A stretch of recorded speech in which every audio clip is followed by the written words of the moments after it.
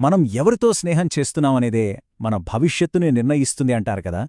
కాని కొన్నిసార్లు ఆ స్నేహాలే మనల్ని నాశనం చేయగలవని ఎప్పుడైనా అనిపించిందా?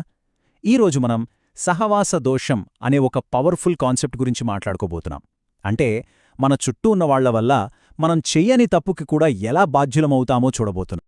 ఈ మాట వింటుంటేనే మనసులో ఏదో తెలియని భయం కలుగుతుంది కదూ. మనం ఎంత మంచివాళ్లమైనా ఒక్క తప్పుడు వ్యక్తితో సాంగత్యం చేస్తే చాలు, వాళ్లు చేసిన తప్పు భారం మనమీద పడుతుంది.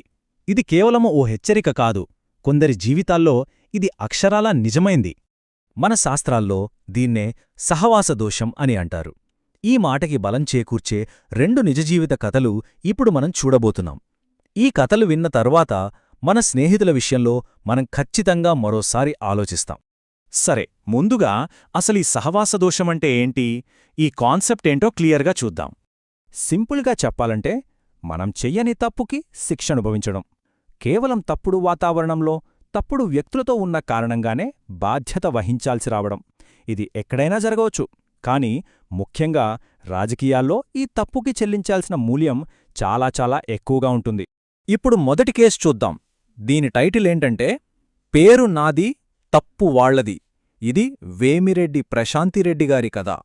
వేమిరెడ్డి ప్రశాంతిరెడ్డిగారు మనందరికీ తెలిసిన పేరే.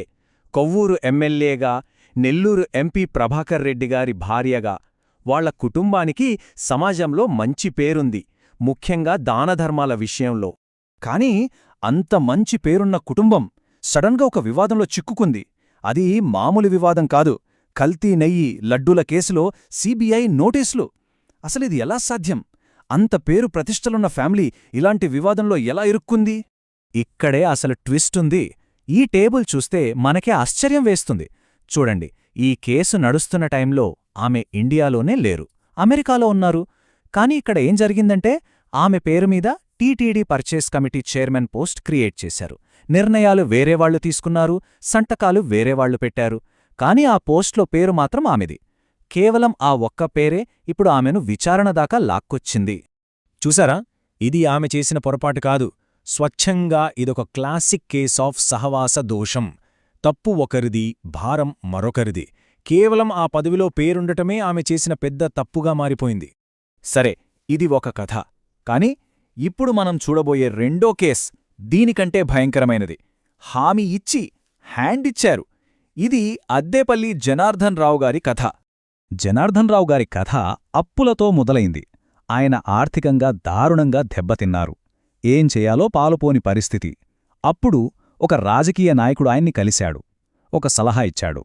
నేనున్నాను, అంతా నేను చూసుకుంటా అని భరోసా ఇచ్చాడు. ఆ ఒక్క మాట, ఆ ఒక్క నమ్మకంతో ఆయన అక్రమ మద్యం వ్యాపారంలోకి అడుగుపెట్టారు. కాని రాజకీయాలెప్పుడూ ఒకేలా ఉండవు కదా. ప్రభుత్వం మారింది, పరిస్థితులు తలకిందులయ్యాయి. అప్పుడు ఆ హామీ ఇచ్చిన నాయకుడు సైలెంట్ అయిపోయాడు.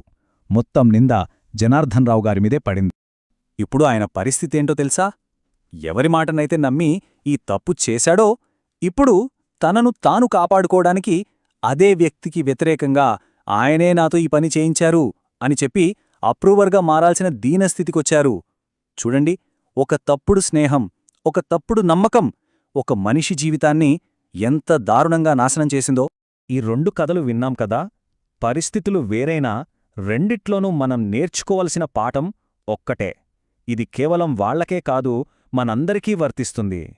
మన ఎంత మంచివాళ్లైనా పర్లేదు, మనకి ఎంత పేరున్నా పర్లేదు, మన చేతిలో ఎంత అధికారం ఉన్నా సరే, మనం నడిచే దారిలో తప్పుడు వ్యక్తులు మనతో ఉంటే వాళ్లు చేసిన తప్పు ఏదో ఒకరోజు మన ఇంటి తలుపు తట్టడం ఖాయం. మరీ ముఖ్యంగా రాజకీయాల్లో ఈ సహవాస దోషం అనేది కాస్త ఆలస్యంగా రావచ్చు, కానీ వచ్చినప్పుడు మాత్రం దాని దెబ్బ చాలా గట్టిగా తగులుతుంది. సరే, ఈ కథలన్నీ విన్నాం, పాఠం నేర్చుకున్నాం. ఇప్పుడు చివరగా మనల్ని మనం వేసుకోవాల్సిన ఒకే ఒక్క ప్రశ్న ఉంది. మన చుట్టూ ఉన్నవాళ్లు మన ఎదుగుదలకు సాయపడుతున్నారా, లేక వాళ్ల తప్పుల బరువుతో మనల్ని కూడా కిందికి లాగేస్తున్నారా? ఈ ప్రశ్నకు దొరికే జవాబే మన భవిష్యత్తును నిర్ణయిస్తుంది. ఒక్కసారి ఆలోచించండి.